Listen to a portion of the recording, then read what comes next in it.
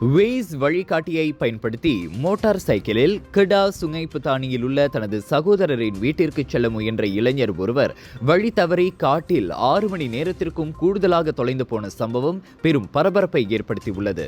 அந்த 32 வயது இளைஞர் பினாங்கில் வேலை செய்கிறார். ஹரிராயாவை கொண்டாடுவதற்காக கிடா சுங்கை லலாங்கில் உள்ள தனது நண்பரின் வீட்டிற்கு அவர் சென்றுள்ளார்.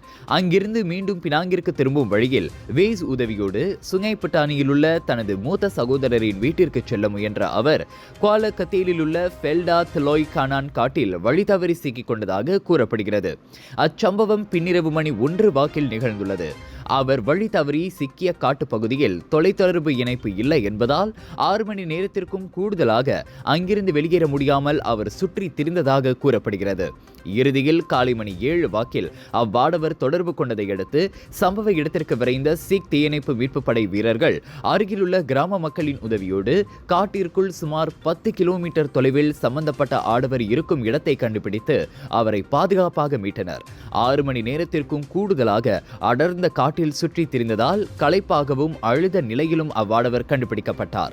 முதலுதவி வழங்கப்பட்டு உடனடியாக ஃபெல்டா திலோய் திமோர் சிகிச்சை மையத்திற்கு கொண்டு செல்லப்பட்ட அவ்வாடவரின் நிலை தற்போது சீராக இருப்பதாக கூறப்படுகிறது.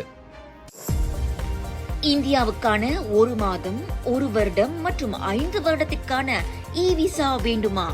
இதனை எளிதான மற்றும் விரைவான சேவையில் பெற உடனே அணுகுங்கள் ஜீனத் டிராவல் அண்ட் டூர்ஸ்.